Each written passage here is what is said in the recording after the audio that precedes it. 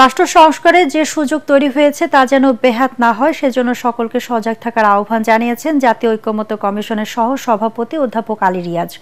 জামায়াতে ইসলামের সঙ্গে বৈঠকের আগে সূচনা বক্তব্যে তিনি আরও বলেন, রাষ্ট্র সংস্কারের উদ্যোগ শুধুমাত্র সরকারের নয়, এই উদ্যোগ বাংলাদেশের সকল নাগরিকের।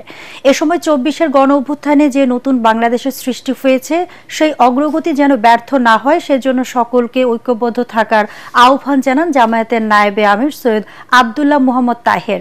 তিনি বলেন, সুষ্ঠু ও নিরপেক্ষ নির্বাচনের জন্য তার দল সরকারকে সব ধরনের সহযোগিতা করবে। দলের নায়েবে আমিরের নেতৃত্বে ১০ সদস্যের প্রতিনিধি দলের সঙ্গে জাতীয় সংসদ ভবনের এলজি ভবনে ঐক্যমত্য কমিশনের বৈঠক চলছে। গত ১৬ বছর ধরে যখন ফ্যাসিবাদী শাসনের নিপীড়ন বাংলাদেশকে জর্জরিত করে ফেলেছিল, সেই সময় বাংলাদেশ জামায়াতে ইসলামী নেতৃবৃন্দ তার কর্মীরা জীবন বাজি রেখে লড়াই করেছেন, গণতান্ত্রিক সংগ্রামে অংশগ্রহণ করেছেন। বিচারিক এবং বিচারিক প্রক্রিয়ার বাইরে বিচার বহির্ভূতভাবে আপনাদের কর্মীরা, আপনাদের নেতৃবৃন্দ নিপীড়নের শিকার হয়েছেন, অত্যাচারের শিকার হয়েছেন। তারপরে আপনারা সাহসিকতার সঙ্গে তা মোকাবেলা করেছেন, সেই সংগ্রামে অংশগ্রহণ করেছেন। সেই জন্য আপনাদেরকে অভিনন্দন। বাংলাদেশ জামায়াতে ইসলামী কতিপয় বিষয়ে খুব দৃঢ় এবং অঙ্গীকারবদ্ধ।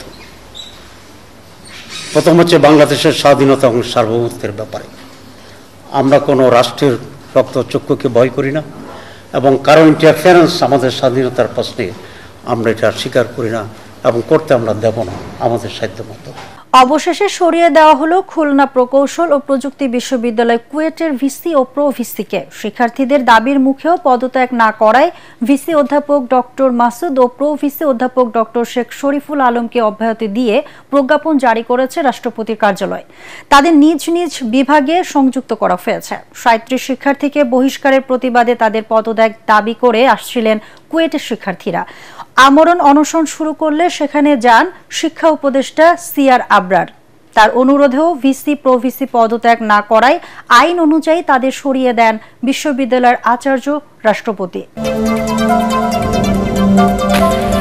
ব্রাহ্মণবাড়িয়ার বিজয়নগর সীমান্ত দিয়ে অবৈধভাবে ভারতে যাওয়ার সময় ২ জনকে আটক করেছে বর্ডার গার্ড বাংলাদেশ বিজিবি। শুক্রবার রাতে উপজেলার বিষ্ণুপুর সীমান্তের কাউহাটি এলাকা থেকে বিজিবির ২৫ ব্যাটালিয়নের সদস্যরা তাদেরকে আটক করেন।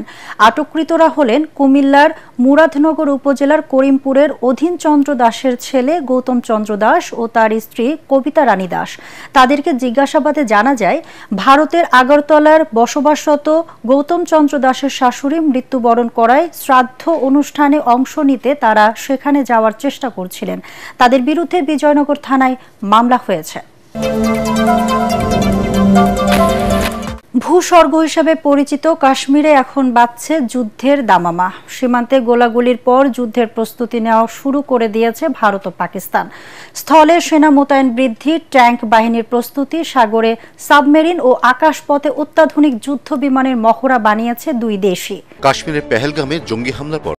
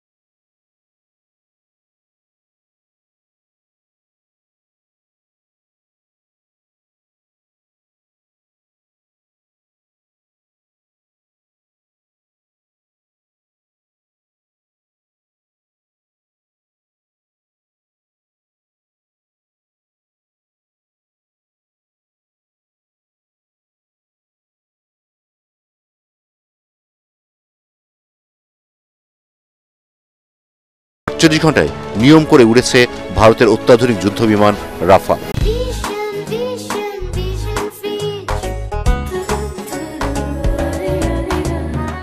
রোমান ক্যাথলিক খ্রিস্টানদের ধর্মগুরু পোপ ফ্রান্সিস চিরনিদ্রায় শায়িত হবেন আজ। নিজের ভালোবাসার স্থান ব্যাসিলিকা অফ সেন্ট মেরি মেজরে সমাহিত করা হবে তাকে। এখনও পোপের মরদেহ শায়িত রয়েছে সেন্ট পিটার্স ব্যাসিলিকায়। নানা আনুষ্ঠানিকতার মধ্য দিয়ে আজ শেষ বিদায় জানানো হবে এই ক্যাথলিক ধর্মগুরুকে। হাজারো মানুষ সেখানে দীর্ঘ সময় লাইনে দাঁড়িয়ে জানিয়েছেন ফ্রান্সিসের প্রতি শেষ শ্রদ্ধা। স্থানীয় সময় বুধবার থেকেই সেন্ট পিটার স্কয়ার এবং আশপাশের সড়ক জুড়ে মানুষের দীর্ঘ লাইন হয়, যা এক পর্যায়ে গির্জার মূল বেদির দিকে এগিয়ে যায়। সেখানেই একটি মঞ্চের উপর রাখা হয় খোলা কফিনে পোপ ফ্রান্সিসের মরদেহ। 3 দিন ধরে চলা এ শ্রদ্ধা অনুষ্ঠান শেষে আজ জানানো হবে শেষ বিদায়। উন্মুক্ত কফিনে শোয়ানো লাল পোশাকে পোপের মরদেহ রাখা হয় সেন্ট পিটার্স ব্যাসিলিকায়। 3 দিন পর শুক্রবার স্থানীয় সময় রাত 8টায় ধর্মীয় আচারের মধ্য দিয়ে বন্ধ করা হয় কফিন। কফিন বন্ধ করার আগে পোপের মুখ ঢেকে দেয়া হয় সাদা রেশমের কাপড়ে। শরীরে দেয়া হয় পবিত্র পানি। কফিনের ভেতরে দেয়া হয় পোপের দায়িত্বকালে তার জন্য তৈরি বিভিন্ন মুদ্রা ও স্মারক। এছাড়া তার 12 বছরের দায়িত্বকালের বিভিন্ন অর্জনের বাণী সংবলিত একটি দলিলও কফিনে রাখা হয়। কফিন বন্ধ করার আগের 3 দিনে ধর্মীয় নেতার প্রতি শেষ শ্রদ্ধা জানাতে ভ্যাটিকানে ছুটে যান হাজার হাজার মানুষ। পোপের মরদেহ সেন্ট পিটার্স ব্যাসিলিকা থেকে বের করার পর স্থানীয় সময় সকাল 10টায় এ আচার শুরু হবে। তাতে অংশ নেবেন 220 জন কার্ডিনাল এবং 750 জন বিশপ ও ধর্মযাজক। এরপর পোপের কফিন সেন্ট পিটার্স ব্যাসিলিকা থেকে রোমের ব্যাসিলিকা অফ সেন্ট মেরি মেজরে নিয়ে যাওয়া হবে। শেষ শ্রদ্ধা জানাতে কফিনের সঙ্গে থাকবে দরিদ্র মানুষদের একটি দল। দরিদ্রদের প্রতি পোপের ভালোবাসা তুলে ধরতেই এ সিদ্ধান্ত নেওয়া হয়েছে। সবশেষ 1903 সালে পোপ লিও ত্রয়োদশকে ভ্যাটিকানের বাইরে সমাহিত করা হয়েছিল। আর এবার Pope Francis basilica of Saint Mary মেজরে সমাহিত হচ্ছেন। তার এ অন্ত্যেষ্টিক্রিয়ায় বিশ্বের বিভিন্ন প্রান্তের খ্রিস্টান ধর্মীয় নেতা ছাড়াও উপস্থিত থাকবেন অন্তত 50টি দেশের প্রধানেরা। তাদের মধ্যে রয়েছেন যুক্তরাষ্ট্রের প্রেসিডেন্ট ডোনাল্ড ট্রাম্প ও ফার্স্ট লেডি মেলানিয়া ট্রাম্প। ভ্যাটিকানের প্রয়াত পোপ ফ্রান্সিসের মরদেহে শ্রদ্ধা নিবেদন করেছেন প্রধান উপদেষ্টা ডক্টর মোহাম্মদ ইউনুস। কাতার থেকে ভ্যাটিকান সিটিতে পৌঁছেই পোপের বাসভবন সেন্ট পিটার্স ব্যাসিলিকায় প্রবেশ করেন প্রধান উপদেষ্টা। সেখানে তার কফিনে শ্রদ্ধা নিবেদন করেন তিনি। প্রয়াত পোপ ফ্রান্সিস বিশ্বজুড়ে প্রান্তিক মানুষের জন্য ডক্টর মোহাম্মদ ইউনুসের কাজ ও 30 ওয়ার্কের শুভাকাঙ্ক্ষী ছিলেন। ইটালির রোমে ভ্যাটিকান সিটি ডক্টর ইউনুসের সাথে একটি 30 ইনিশিয়েটিভও চালু করেছে। শনিবার বিশ্বের অন্যান্য দেশের রাষ্ট্র ও সরকার প্রধানের সাথে পোপের শেষকৃত্য অনুষ্ঠানে যোগ দেবেন প্রধান উপদেষ্টা ডক্টর ইউনুস। এর আগে পোপ ফ্রান্সিসের অন্ত্যেষ্টিক্রিয়ায় অংশ নিতে কাতার থেকে ইটালির রোমে পৌঁছান অধ্যাপক ইউনুস। তীব্র গরমে জয়পুরহাটে তালের রস খাওয়ার ধুম পড়েছে। গ্রাম বাংলার ঐতিহ্যবাহী তালের রস দিয়ে তৈরি করা হচ্ছে সুস্বাদু গুঁড়ো। তবে প্রাণঘাতী নিপা ভাইরাসের সংক্রমণ এড়াতে কাঁচা রস না খেয়ে ফুটিয়ে খাওয়ার পরামর্শ দিয়েছেন চিকিৎসকরা। তীব্র গরমে চাহিদা বেড়েছে তালের রসের।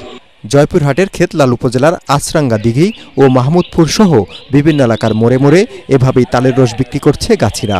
দুপুর গড়িয়ে বিকেল নামতে বেড়ে যায় ক্রেতাদের ভিড়।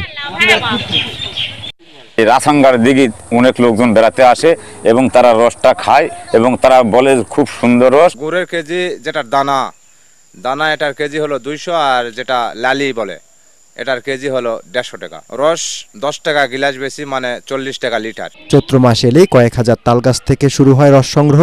তালের রসের গুড়েরও কদর রয়েছে ভোজন রসিক মানুষের কাছে। তবে চাহিদার তুলনায় রস না মেলায় তালের গুড়ের নামে বাজারে ভেজাল গুড়ের ছড়াছড়ি। দূর দূরান্ত থেকে আচরাঙ্গা দিঘিতে রস খাওয়ার জন্য মানুষ আসে এবং ভালো হয়, এই কারণেই আসে, আমরা খাই। আমাদের এলাকাতে যে তালের গাছ ছিল প্রচুর ছিল, এখন বর্তমান আর নেই, বুঝছেন। আস্তে আস্তে কমে যাচ্ছে, এটা কিন্তু একটা ঐতিহ্য। তবে তালের কাঁচা রস খাওয়ার বিষয়ে সতর্ক করেছে জেলা স্বাস্থ্য বিভাগ। নিপা ভাইরাসের সংক্রমণ এড়াতে ফুটিয়ে খাওয়ার পরামর্শ তাদের।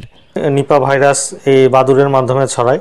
বাদুড় রাত্রেবেলা খেজুর বা তালের রস এগুলো থেকে রস খায় এবং তার লালার মাধ্যমে এই ভাইরাস এটাতে সংক্রমিত হয় এবং তা যদি মানুষ পান করে মানুষও নিপা ভাইরাসে আক্রান্ত হওয়ার সম্ভাবনা থাকে এবং এটাতে মানুষের জীবন হানি হওয়ার একটা ব্যাপক ঝুঁকি থাকে। প্রতিদিন একটি তালগাছ থেকে 10 থেকে 15 লিটার রস পাওয়া যায়।